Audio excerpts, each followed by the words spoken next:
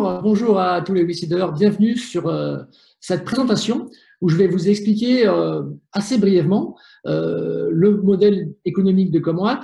Et comme le modèle économique de Comwatt est lié à la transition énergétique, c'est aussi l'occasion de faire un rappel de ce contexte pour savoir pourquoi notre solution amène une nouvelle révolution dans la technologie de la transition énergétique.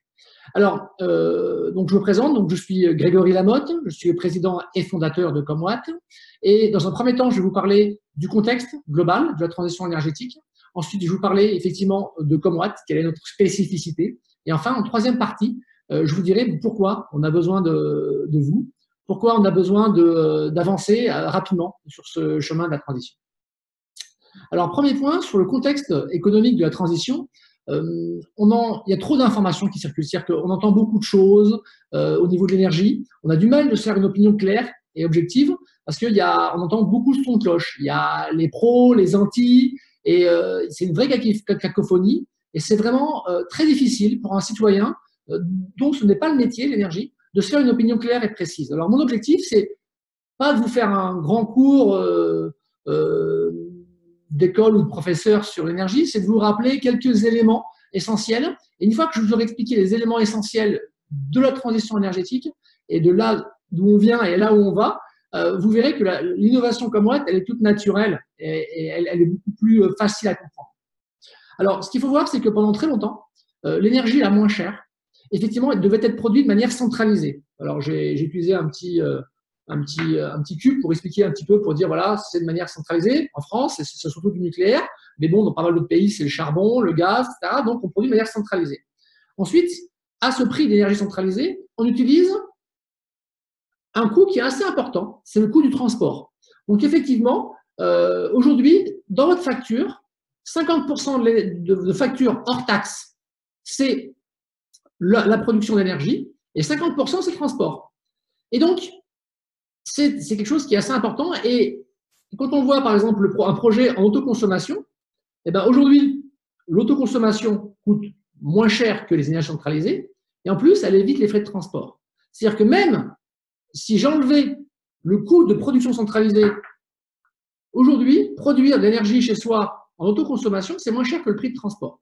Donc ça, c'est des choses qu'il faut bien comprendre parce que le transport, c'est quelque chose qui ne baisse pas et on est sur des situations assez paradoxales. Notamment, on a discuté avec des Australiens qui disaient que le coût de transport est tellement important que même si le charbon baisse à 0 € la tonne, eh ben, le transport coûte 10 centimes.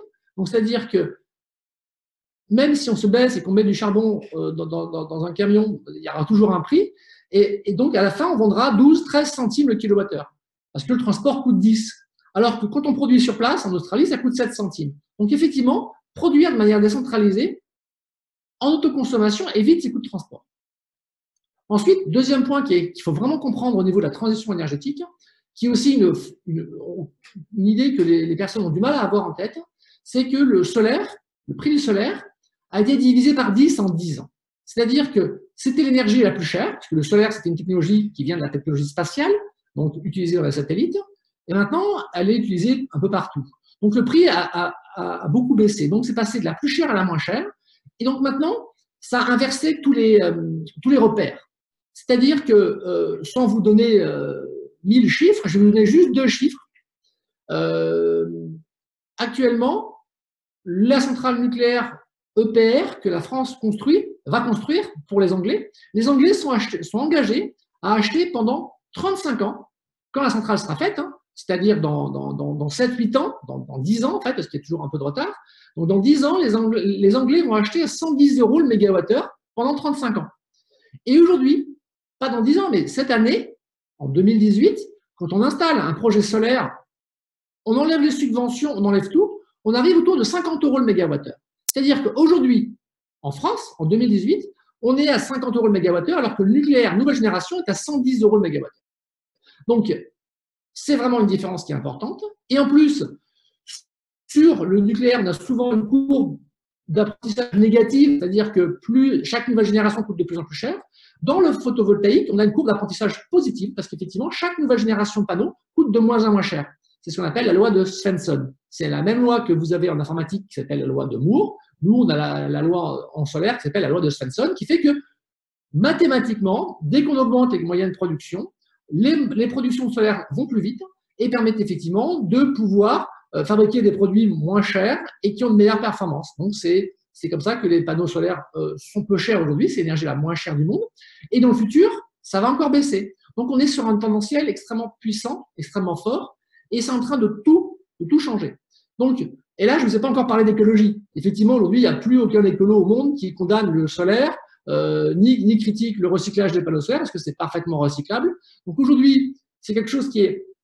Je ne vends pas de panneaux solaires, mais c'est juste pour expliquer le contexte. C'est l'énergie qui est la moins chère, qui le sera dans le futur, et qui ne pose pas de problème de recyclabilité. Ensuite, dernier point par rapport à l'emploi. L'emploi, effectivement, c'est la préoccupation principale de nos gouvernements à juste titre. Ce qu'il faut bien comprendre, c'est que le panneau solaire a tellement baissé qu'il ne représente plus qu'une infime partie d'un projet solaire. Par exemple, sur un projet solaire, il ne représente plus, pour un particulier, il ne représente plus que 20% du prix du projet. C'est-à-dire que 20% d'un prix d'un projet solaire en autoconsommation, c'est pour acheter les panneaux solaires.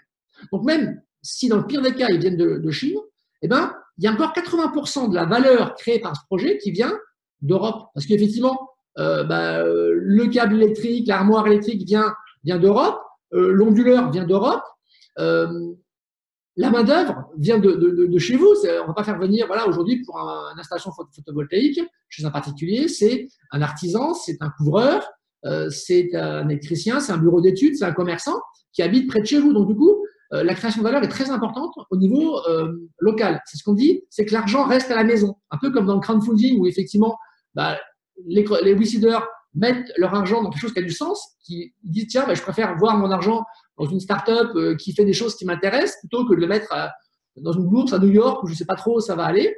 Et bien là, c'est pareil, quand vous faites un projet autoconsommation, et ben quelque part, vous donnez du boulot à votre voisin, votre cousin qui habite dans votre quartier. Donc, l'argent reste à la maison. Et donc, ça crée de la valeur. Et surtout, on est très en retard en France. C'est-à-dire qu'aujourd'hui, d'après les objectifs de la loi de transition énergétique, on est à 6% en dessous des objectifs pour 2020 et on sera à 15% en dessous des objectifs par rapport à ce qu'on s'était fixé pour 2030. Donc, on est très en retard, on est très peu équipé en solaire en France et donc on a un retard important à faire. Donc, c'est un gisement d'emploi qui est considérable et d'emploi pour tout le monde. Hein. C'est pour les gens peu qualifiés comme les gens de bureaux d'études ou les gens extrêmement qualifiés. C'est vraiment pour tout le monde et c'est vraiment une chance pour la France d'avoir cette grande transition énergétique qui arrive parce que les Français vont payer moins cher leur énergie et en plus, on va pouvoir créer beaucoup d'emplois. Donc voilà pour le contexte global. Maintenant, je vais vous parler un peu de Comwatt. Alors nous, ce qui s'est passé, c'est que moi, ça fait à peu près 15 ans que je travaille dans les énergies renouvelables et j'ai très vite compris, il y a 10 ans, la loi de Svensson. J'ai bien compris, j'ai fait mes calculs et j'ai vu que le prix du solaire allait devenir très peu cher. Le problème qu'on allait rencontrer, c'est le problème de la synchronisation de l'offre et de la demande. Parce que on a par exemple en France, on sait stocker le gaz. Aujourd'hui, on sait stocker dans les structures géologiques françaises l'équivalent de 1 an de la consommation des Français dans des réserves souterraines. En pétrole, on sait stocker plusieurs mois. Ça s'appelle les réserves stratégiques. On peut stocker le pétrole. En électrique, savez-vous combien on peut consommer? En électrique, on a quelques dizaines de minutes de stockage. C'est-à-dire quasiment pas de stockage. C'est-à-dire qu'en permanence, derrière votre ordinateur, il y a une centrale nucléaire, un panneau solaire ou une éolienne. C'est-à-dire qu'on est à flux tendu. Et le problème, c'est que comme on est à flux tendu, il n'y a quasiment pas de stockage. Le seul stockage qu'on ait, c'est des stockages dans les barrages. C'est-à-dire que quand il y a beaucoup d'énergie, on monte l'eau dans les barrages. Et quand il y a besoin d'énergie, on fait descendre l'eau des barrages et ça fait tourner une turbine qui crée du courant électrique. Donc, le seul moyen qu'on a, qui est très faible, quelques dizaines de minutes, je vous ai dit, c'est les barrages. Et ben, en permanence, il faut équilibrer l'offre et la demande. Et comme tous les pays du monde s'aperçoivent que les énergies renouvelables, c'est la solution la moins chère, ce qui se passe, c'est que dans tous les pays du monde, on met de plus en plus d'énergie renouvelable dans le mix énergétique. Et ce qui se passe, c'est que ça commence à devenir des quantités très, très importantes. Et ces quantités importantes arrivent en fonction de la météo. C'est-à-dire que quand il fait beau, c'est pas forcément le moment où les gens consomment le plus. Ou quand il y a du vent, c'est pas forcément le moment où les gens le consomment le plus.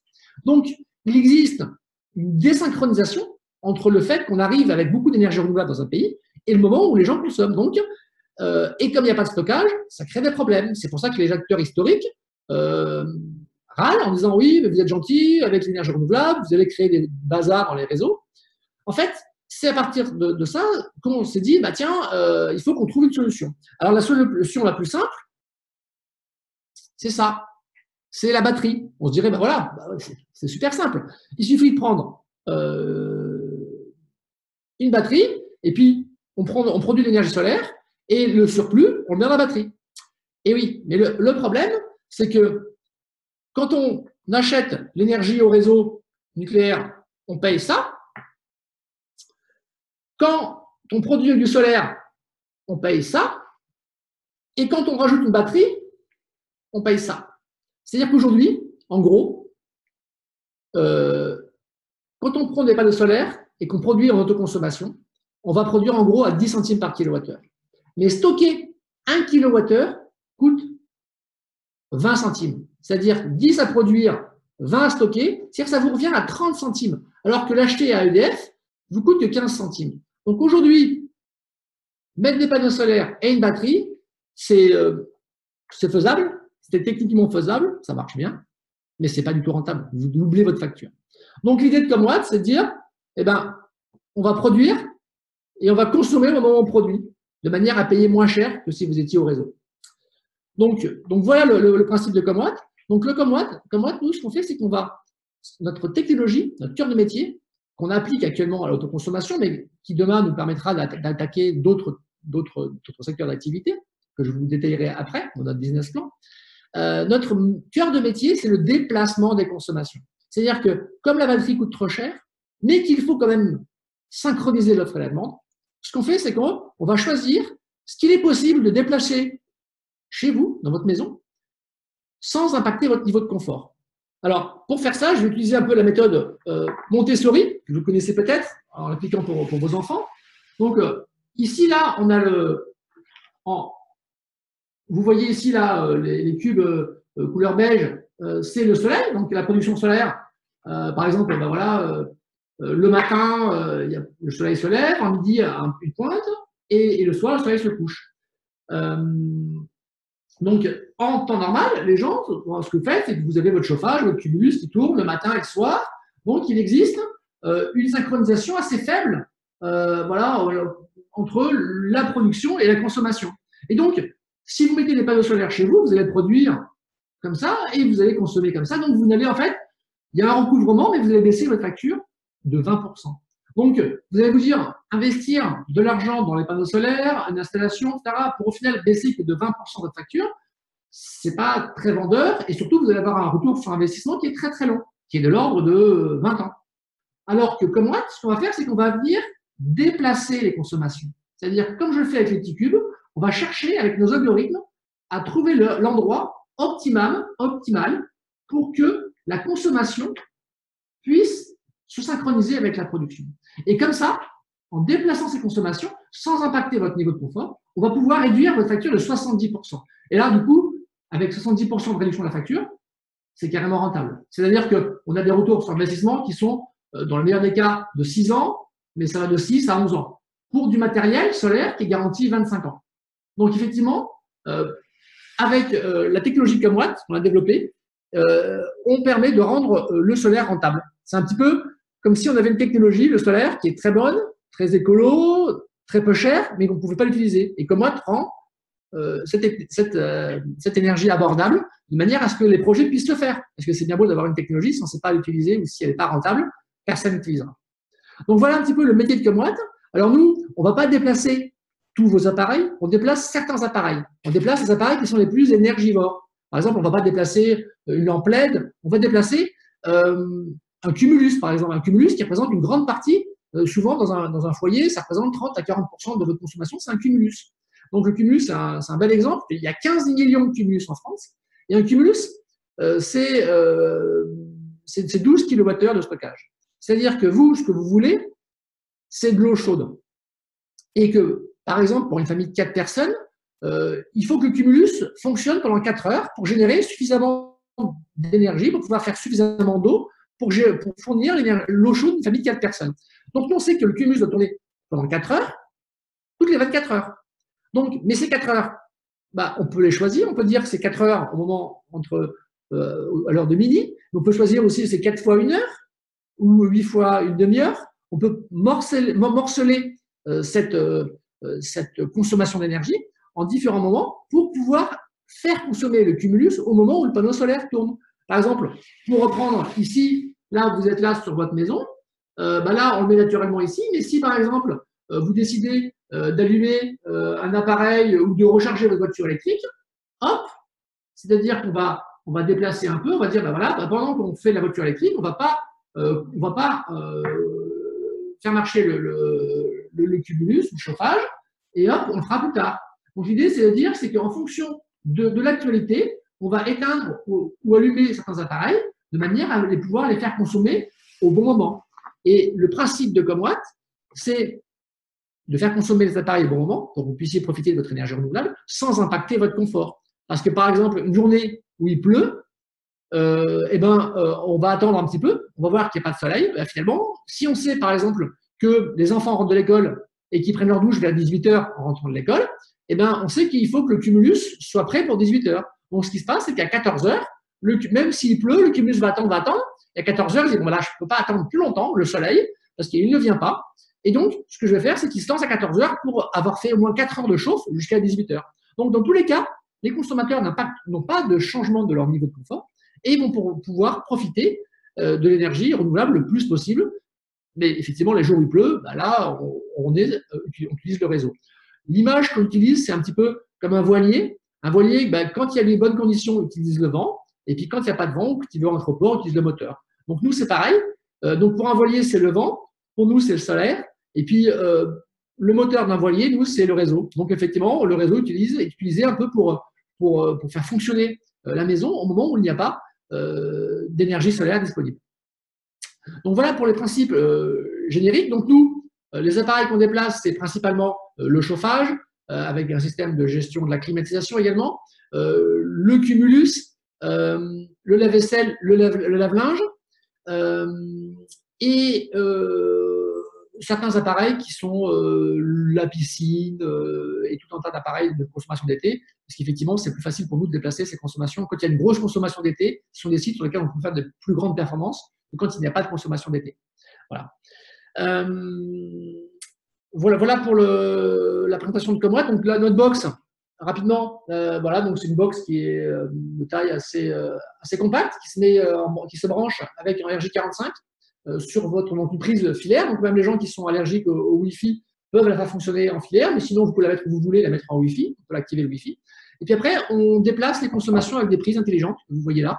Ce sont des prises qui permettent effectivement que vous branchez directement sur votre prise murale, vous branchez votre appareil, et ça permet de savoir combien consomme votre appareil, et ça permet aussi de pouvoir allumer, éteindre votre appareil en fonction de nos algorithmes.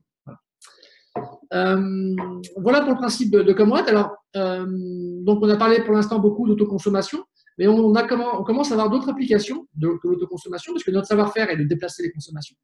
Et ce qui se passe, c'est qu'actuellement, en Europe, donc ce qui se passe à l'échelle d'un foyer, d'une maison, vous voyez qu'effectivement la production solaire n'a pas lieu au même moment où les gens consomment, se passe aussi à l'échelle de la France, alors qu'il y a des moments où les éoliennes tournent, mais les gens ne consomment pas. Donc nous, on est en train de travailler avec les fournisseurs d'énergie, c'est un petit peu l'objet de la levée de fonds, pour pouvoir faire consommer les gens au moment où les énergies sont produites au niveau national, voire européen. Parce que savez-vous que, comme je vous expliquais tout à l'heure, qu'il n'y avait pas de synchronisation entre l'offre et la demande naturelle, que les batteries coûtaient très cher, étaient vraiment, c'est pas encore rentable et ça ne le sera pas avant 10 ans, à peu près, d'après les roadmaps de progression actuelles. Ce qui se passe, c'est que il n'y a pas de stockage, on produit l'énergie de manière un peu liée à la météo.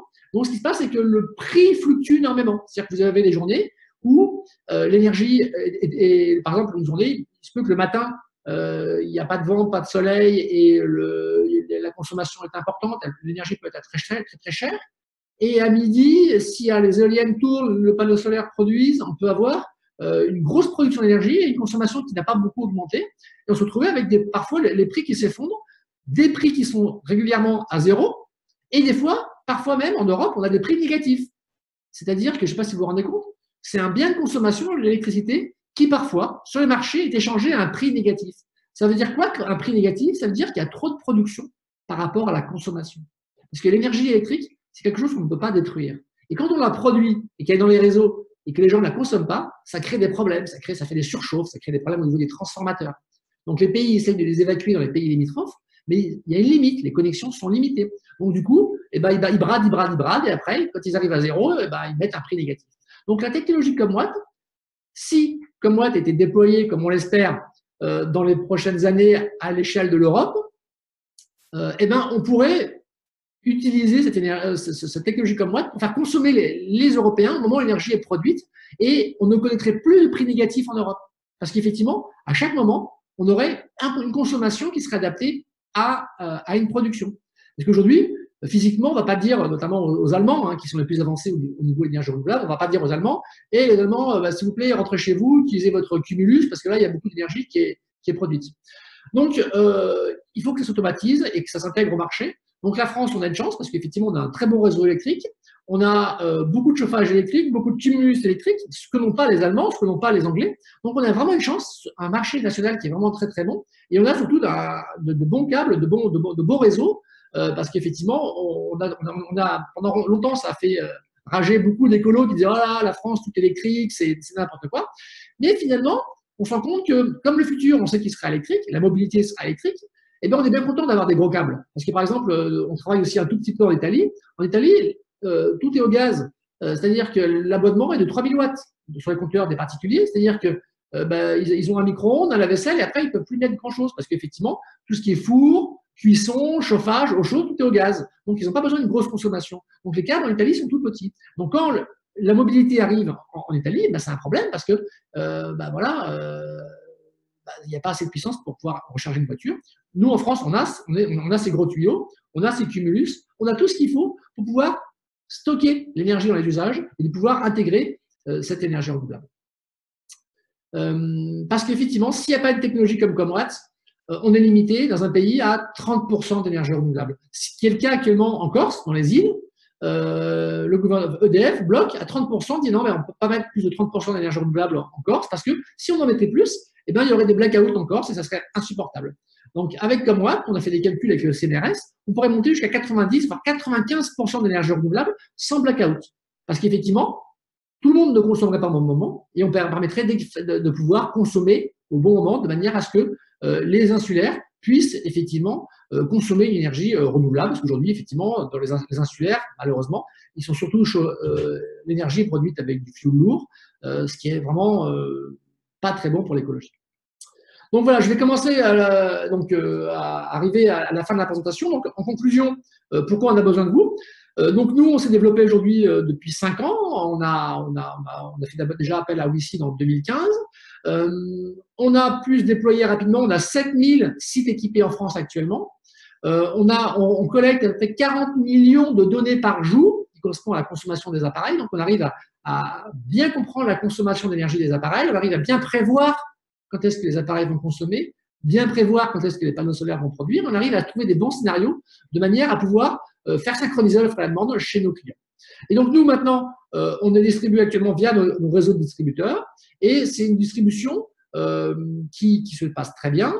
Et nous, on voudrait lancer de nouveaux canaux, c'est-à-dire qu'on voudrait pouvoir booster nos canaux actuels, c'est-à-dire utiliser cette base où on a pu construire un réseau d'installateurs. On a plus de 300 installateurs qui travaillent avec nous en France, qui passent par ces distributeurs. Et nous, ce qu'on voudrait faire, c'est dire, le solaire, c'est pour tout le monde. C'est rentable parce que vous pouvez passer au solaire pour 1 euro. C'est-à-dire que quand vous mettez un projet en autoconsommation, ça va peut-être diviser par 2 votre facture, mais avec cette économie de facture EDF que vous allez gagner, vous allez pouvoir rembourser un petit crédit pendant un certain nombre d'années, qui fait que vous pouvez passer au solaire sans payer plus qu'aujourd'hui. Et c'est ça un petit peu le côté un peu intéressant. C'est pas comme quand on achète un meuble ou des objets luxueux ou un téléphone. L'investissement dans l'autoconsommation, donc comme moi, vous fait gagner de l'argent. Donc vous allez gagner de l'argent. Avec cet argent que vous gagnez, vous allez pouvoir faire un crédit qui vous permet d'amortir, de payer cet investissement sans que ça vienne vous mettre vous oblige à taper dans vos économies ou ou de réduire votre niveau de vie. Donc, c'est vrai que c'est intéressant. Donc, du coup, aujourd'hui, on passe par ces réseaux-là. Et nous, quand on explique ce que je vous expliquais là, l'autoconsommation est évidente. Donc, nous, maintenant, l'enjeu, effectivement, c'est de continuer à faire l'innovation, puisqu'on on a des brevets, on a des chercheurs chez Comwat qui travaillent sur le machine learning, qui travaillent sur la gestion thermique du bâtiment.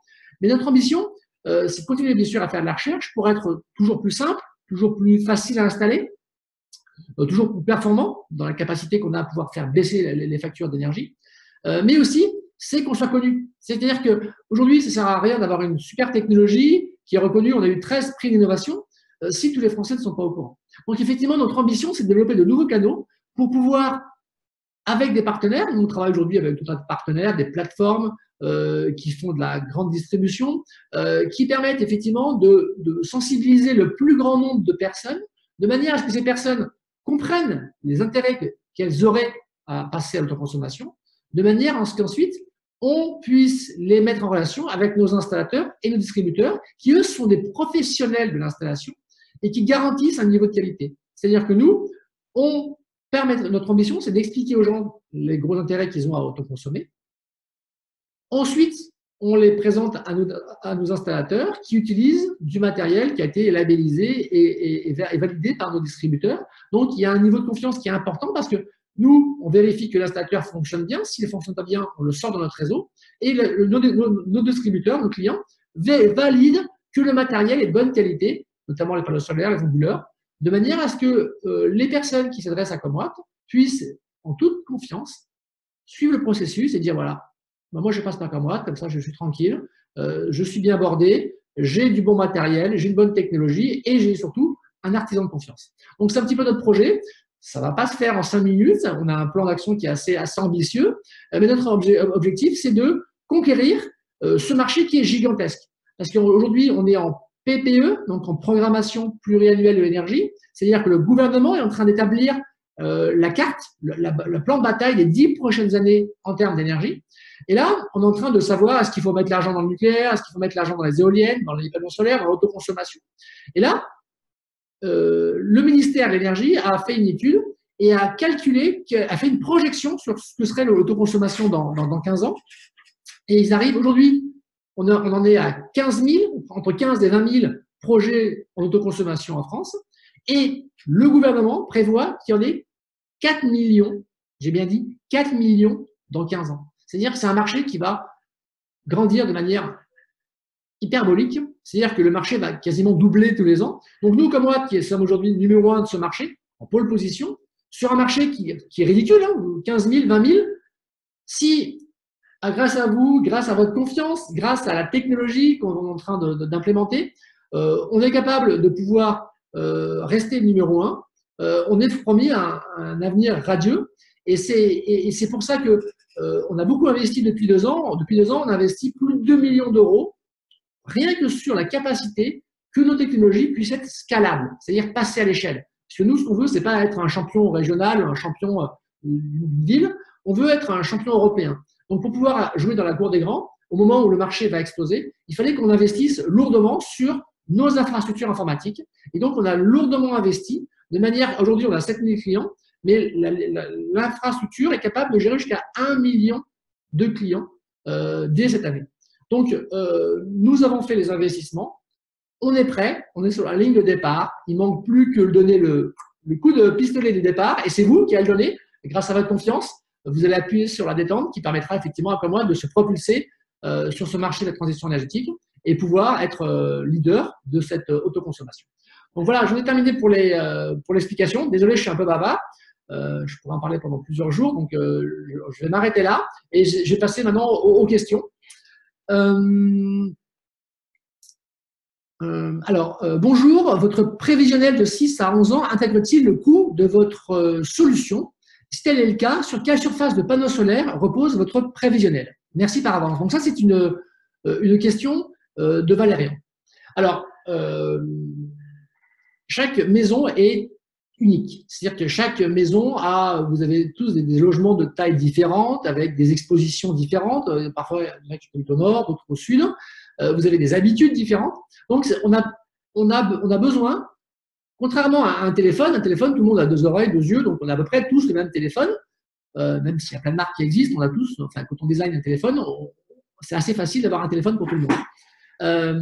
Par contre, un projet en autoconsommation, c'est du sur-mesure. Donc, ce qu'on a fait, Comwatt, c'est qu'on a mis en place un simulateur. D'ailleurs, je vous invite ce soir d'aller sur notre site, comwatt.com, et d'aller faire une simulation. Et vous rentrez, voilà, j'ai un lave-vaisselle, un lave-linge, donc ça prend 1 minute. Et on va vous envoyer un rapport, un PDF, un petit rapport par email, au bout de 3 minutes, dans lequel on va vous dire, voilà, par rapport à votre consommation, par rapport à là où vous habitez, par rapport à votre logement, voilà ce que vous pouvez économiser, voilà le prix, l'argent que vous avez économisé, voilà la surface de panneaux solaires qu'il faudra mettre. Et du coup, on vous permet de pouvoir avoir une idée plus précise, parce que l'autoconsommation, ce n'est pas de la magie. Il y a des gens qui sont éligibles et qui peuvent faire jusqu'à 70% d'économie. Et il y a des gens qui ne peuvent faire que 10%. Mais ça, vous ne pouvez pas le savoir. Donc, en allant sur notre simulateur, vous allez remplir les cases et à la fin, on va vous dire, voilà, vous êtes éligible, moins 70, ah non, bah, vous, pas de chance, vous êtes éligible uniquement à 10% parce que vous n'avez pas un logement qui se prête à l'autoconsommation.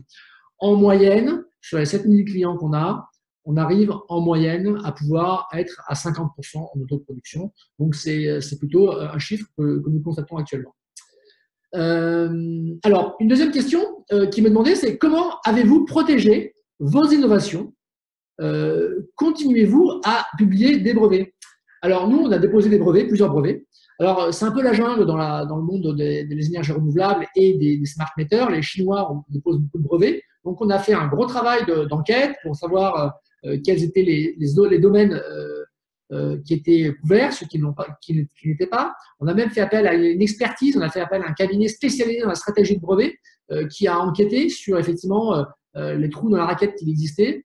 On a regardé aussi la solidité des brevets, parce qu'effectivement, dans le cas des smart meters, il y a des brevets qui existent, qui sont très, très, très larges, mais qui sont faibles, en fait, parce qu'il y a un brevet qui dit je dépose le droit de pouvoir, enfin, le brevet qui dit qu'on allume les appareils quand l'énergie est pas chère. Ben, ce brevet-là existe, il a été accepté il y a 15 ans parce qu'à l'époque, tout le monde s'en foutait, sauf qu'il est tellement générique qu'il n'est pas solide, et nous, on a pu, effectivement, entre les brevets qui sont très génériques, qui ne sont pas solides, et ceux très précis, très pointus, très dangereux, mais qu'on a bien cartographié, on a pu effectivement trouver un passage de manière à protéger notre innovation en France, en Europe, aux États-Unis et bientôt dans le monde entier. Et on va continuer. Et les prochains brevets qu'on dépose, les premiers étaient sur l'algorithmie, sur la manière, dans le processus dans lequel on gère les algorithmes internes. Les prochains seront sur d'autres voies qui sont le machine learning, la gestion thermique des bâtiments et sur les capteurs et les actionneurs. Voilà. Autre question, il y a eu des questions sur votre compatibilité avec Win.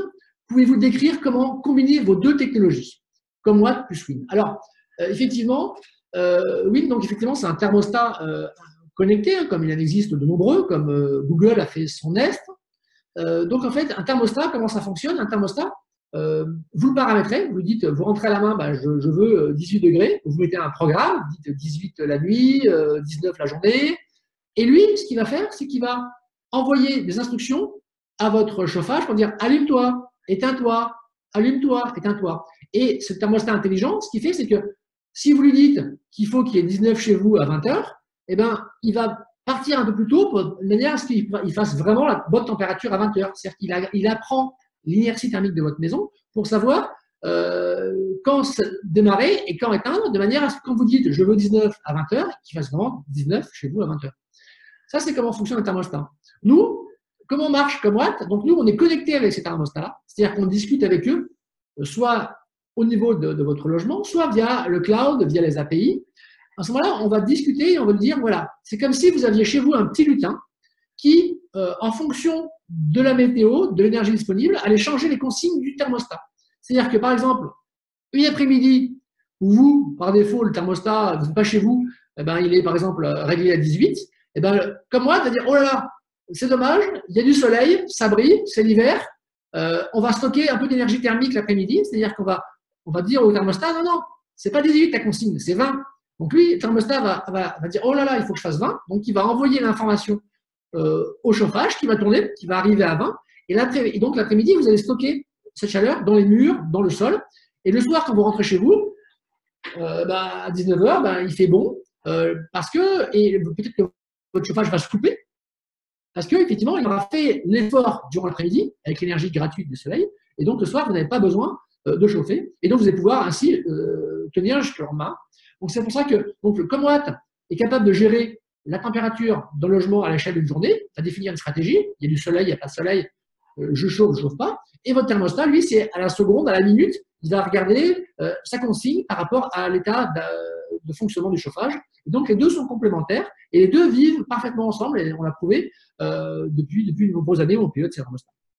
Mais c'est pareil aussi pour les batteries de voitures électriques. On donne des insignes, on donne des consignes pour qu'elles se chargent au bon moment, et on essaye de recharger la voiture au moment où l'énergie est la moins chère, solaire. Voilà. Mais bien sûr, on tient compte des priorités aussi que les usagers ont, parce qu'ils ont besoin de leur voiture. Il ne faut pas que la batterie soit vide au moment où ils en ont besoin. Voilà.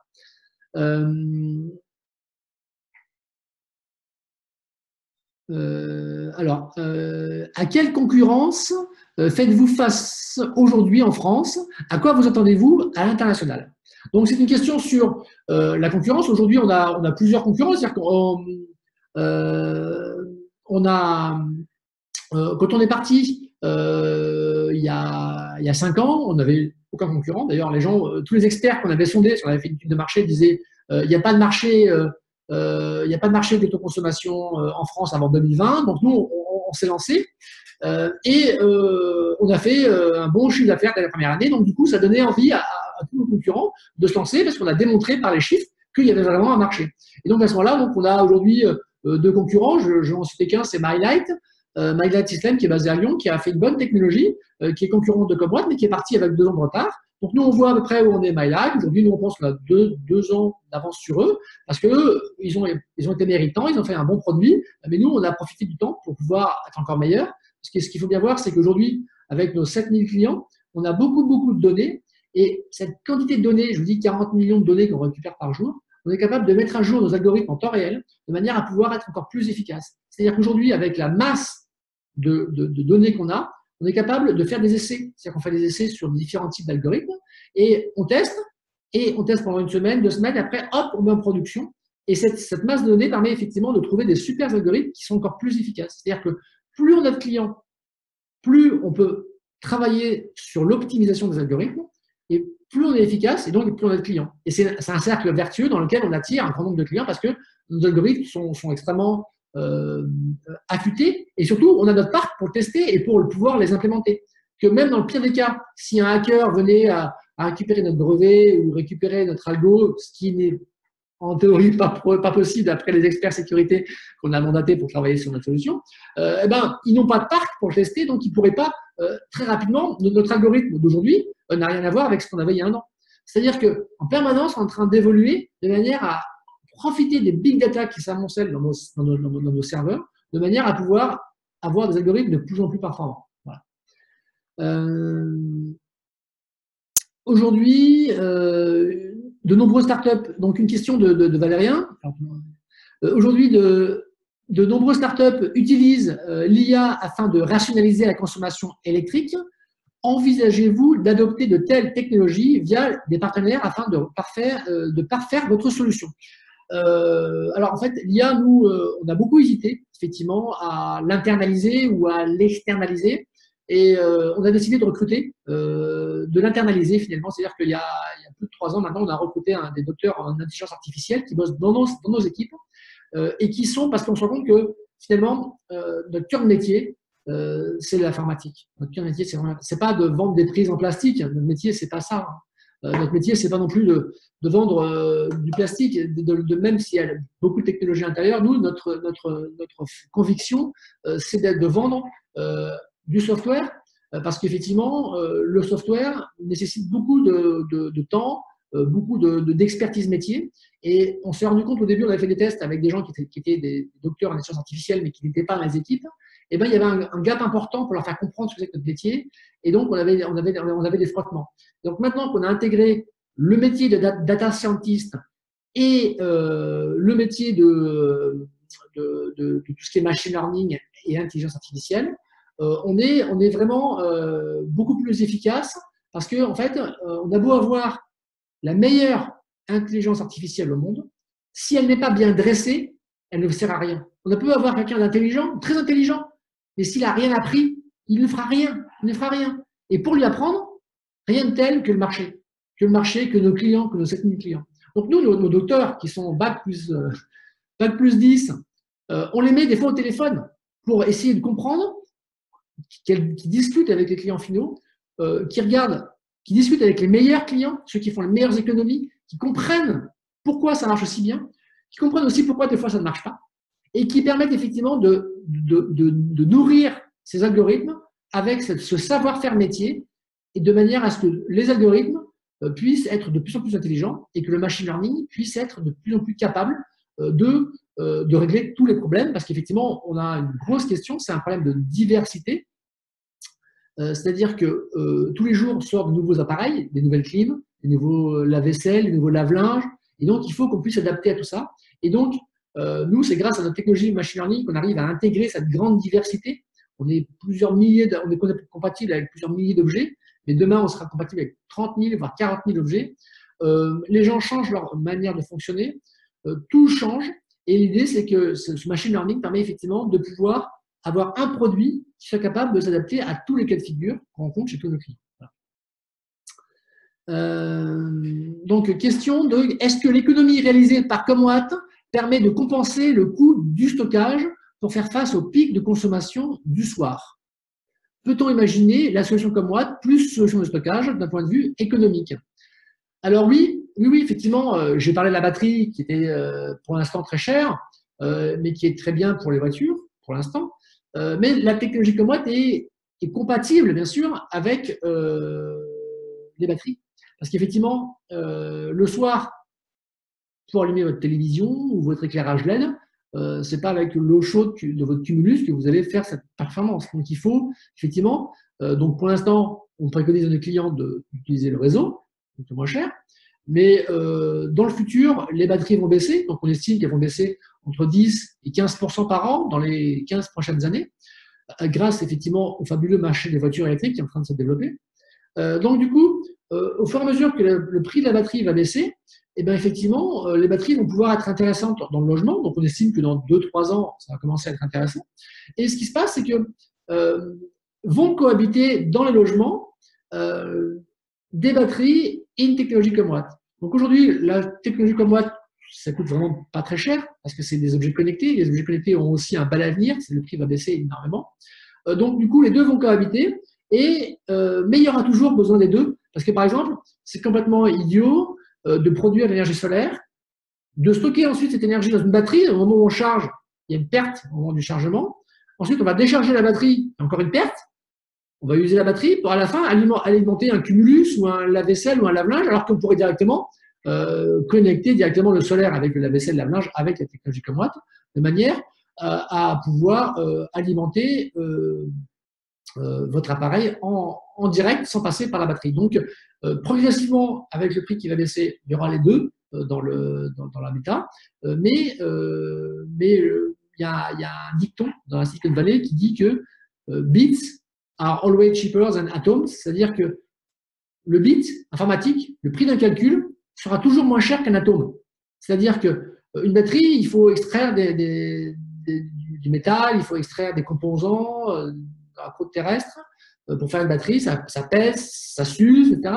Donc il y a un prix à la matière. Alors que les technologies Comwatt, fondées sur le software, c'est un bit, c'est-à-dire que avoir un client plus pour Comwatt, quand on aura 1 million de clients, avoir un client plus, ça coûtera zéro. Alors que quelqu'un qui fabrique des batteries, avoir un client de plus, c'est pas zéro. Il faudra quand même extraire de la matière, et même s'il y a des optimisations, il y aura toujours un prix qui sera loin d'être nul. Donc on considère qu'effectivement, le digital et la batterie vont être les deux piliers un petit peu de cette absorption, de cette synchronisation offre-demande. Mais le digital va avoir pendant au moins les 20, 30, 40 prochaines années un avantage certain. Alors j'ai une question. Quel est le coût donc, de la solution Comwatt pour un ménage moyen de 4 personnes? Alors, le coût est extrêmement variable, parce que je vous ai expliqué tout à l'heure qu'il y a des maisons qui sont toutes petites, très faciles à équiper, des maisons très grandes, avec des dépendances. Donc le prix il est fluctuant, donc c'est difficile de donner un prix standard. Mais aujourd'hui, quand on regarde les prix, ça va on en a entre 9 000 et 15 000 euros pour les installations d'une famille de 4 personnes.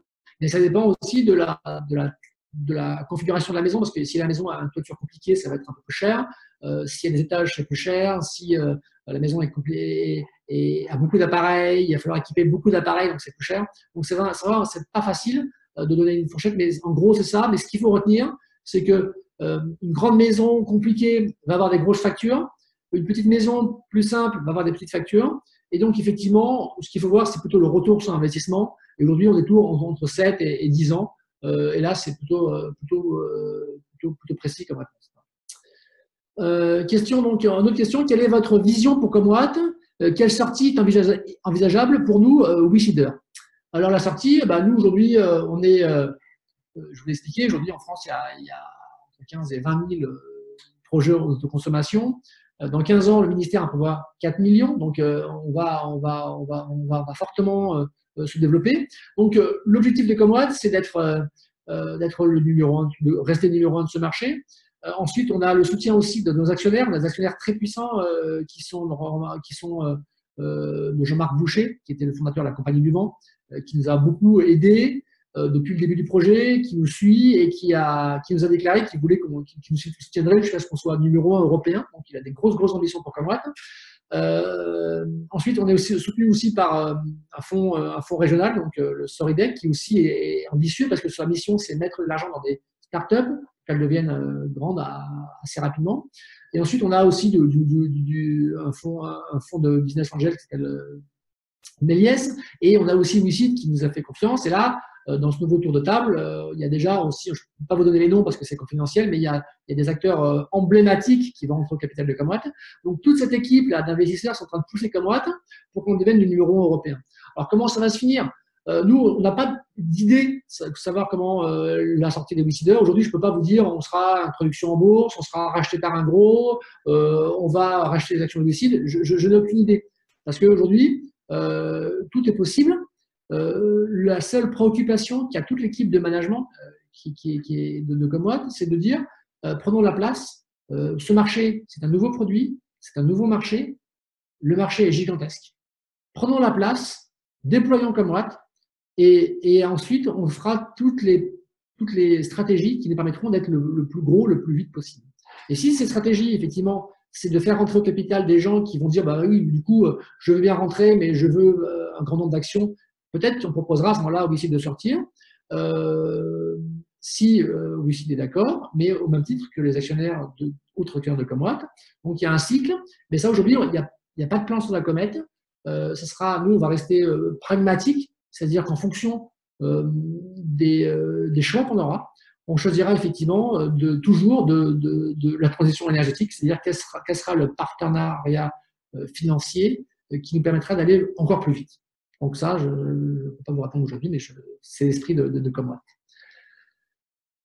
Alors, une question, c'est compte tenu du coût de votre solution, la clientèle à privilégier ne serait-elle pas la clientèle B2B?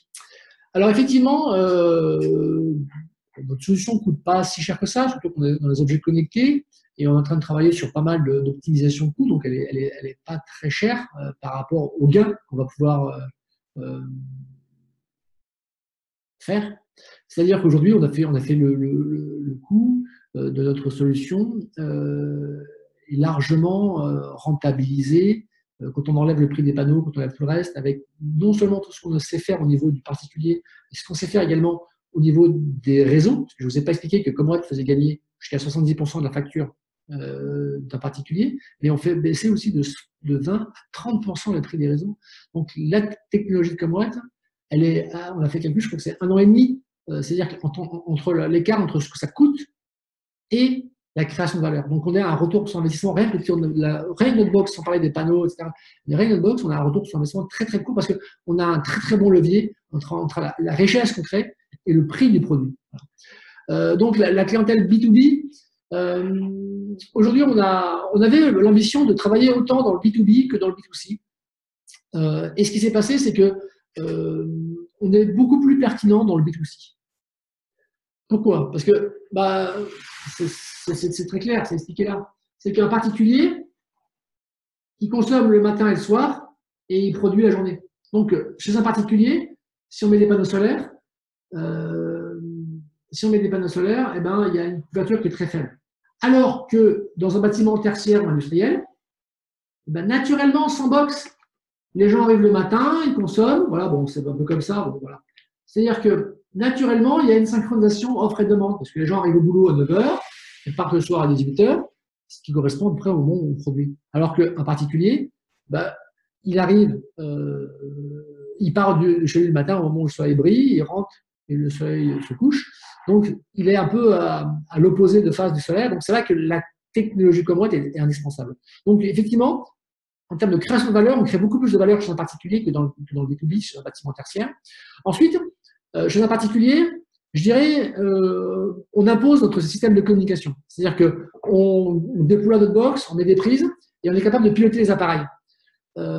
Alors que dans un bâtiment tertiaire industrie, il y a déjà tout un tas de bazar, il y a tout un tas de systèmes, d'équipements. Il y a une clim qui est pilotée, il y a un contrôle d'accès, il y a un chauffage, il y a un éclairage qui est géré par les automates. Donc, il ne s'agit pas de rajouter des prises comme ça dans un bâtiment tertiaire. Il s'agit d'aller se connecter sur les automates, de récupérer toutes les infos, donc tous les capteurs, tous les actionnaires qui sont là, et d'ensuite faire une compile, voir est-ce qu'on a suffisamment de capteurs et d'actionnaires, en rajouter, qui en manque, il en manque toujours, et ensuite faire un pilotage du bâtiment. Donc, c'est un travail d'intégration qui est assez compliqué, qui est assez long. Et là, c'est plus du tout du prêt-à-porter, parce qu'un particulier, grâce au machine learning, on déploie la box chez les gens, et la box, avec le machine learning, en quelques jours, elle apprend et elle finit par comprendre parfaitement comment fonctionnent les gens et elle s'adapte au cas. Alors que dans le tertiaire, eh ben, il faut aller voir les automates, paramétrer, c'est compliqué, donc il y a beaucoup, c'est du sur-mesure. Donc en fait, c'est un modèle qui est un peu différent de celui qu'on a développé. Et donc, on fait un peu de tertiaire, on a fait quelques bâtiments tertiaires, mais c'est vraiment pas notre cœur de métier, c'est pas là-dessus qu'on est les plus pertinents. Il y a des gens des grands groupes industriels qui sont plus efficients que nous sur ces métiers-là. Donc nous, effectivement, on a vraiment envie de se consacrer aux particuliers parce que c'est vraiment eux qui représentent une grande partie de la facture énergétique française, qui sont complètement délaissés au niveau technologique, parce qu'ils n'ont pas beaucoup de technologie pour dépasser les consommations. La plupart des gens ne savent même pas combien ils consomment, parce que c'est un relevé qui est fait par EDF tous les 6 mois.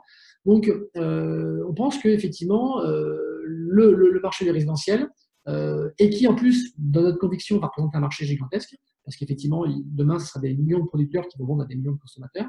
On va donc continuer à investir sur ce marché-là, en étant un peu opportuniste sur le marché du pro, et on fera les projets au fur et à mesure, mais c'est vraiment sur le résidentiel qu'on compte faire le plus de chiffres dans les années qui viennent. Voilà. Donc l'heure tourne, je suis bavard, je pourrais répondre aux questions pendant encore longtemps. Je vous remercie beaucoup pour votre temps. C'est vraiment sympa de passer un peu de temps à poser des questions, à écouter ces réponses. Nous, notre vision, elle est claire. On voit vraiment bien comment ça va se passer. On sait très bien que ces gros moyens centralisés vont laisser la place à ces moyens décentralisés, que tous les Français vont devenir acteurs de cette transition énergétique. C'est-à-dire que pendant longtemps, on était un peu dépossédés de cette transition parce qu'on disait, ouais, c'est les grosses éoliennes, c'est les grosses centrales, c'est pas moi. Là, avec la capacité qu'a l'énergie renouvelable à aller être sur tous les toits, chaque Français va pouvoir devenir acteur de cette consommation d'énergie, acteur pour lui, et puis acteur dans son quartier, parce qu'il y a une nouvelle loi qui est en train d'arriver sur l'autoconsommation collective, où vous allez pouvoir vendre dans le quartier. Donc, c'est vraiment des projets qui sont extrêmement passionnants, sur lesquels nous, on travaille déjà, un peu en avance de phase, parce qu'effectivement, par exemple, imaginez que dans votre quartier, il y a un garagiste, et bien le garagiste, il va avoir besoin d'énergie du lundi au vendredi, et puis il est fermé le samedi et dimanche, et vous, en tant que particulier, vous allez pouvoir lui, donc, comme il est fermé le samedi dimanche, il va avoir trop d'énergie, il va vous la vendre. Et vous, pendant la semaine, vous êtes au boulot, donc vous allez pouvoir lui vendre de l'énergie. Donc, il va y avoir du troc d'énergie dans le quartier.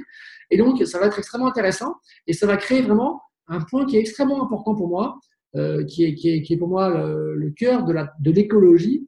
Ça s'appelle la résilience. C'est-à-dire que c'est la capacité qu'on a donnée à une personne ou à un quartier, quelque chose de pouvoir être solide. Parce que, et quand on produit l'énergie localement, quand on a des circuits courts, via le crowdfunding, quand on sait produire les tomates dans la ceinture maraîchère autour des villes, eh ben on a une ville qui est plus costaud, qui est plus solide. Il peut se passer plein de choses. Il peut y avoir des crises sur un minerai, il peut se passer des crises sur le blé, etc. Mais si un pays, si une région est capable de produire son énergie et son alimentation et sa culture et son savoir-faire, eh ben, elle pourra toujours échanger avec tous les pays du monde, mais comme elle a la capacité de faire ça localement, elle gardera cette force et qui lui permettra de toujours pouvoir encaisser, même s'il y a des grosses crises, de toujours pouvoir capable de produire son énergie. Et donc ça, c'est quelque chose de très important pour moi, parce que c'est une force qu'on donne au territoire de pouvoir être maître de son destin technologique et énergétique. Voilà. Merci à tous encore une fois, du fond du cœur. Je compte sur vous. Et puis, à très bientôt. Et puis, venez nous voir dans nos locaux. On est toujours heureux de recevoir les Wicider et de pouvoir continuer cette discussion avec vous. Merci beaucoup et à très bientôt.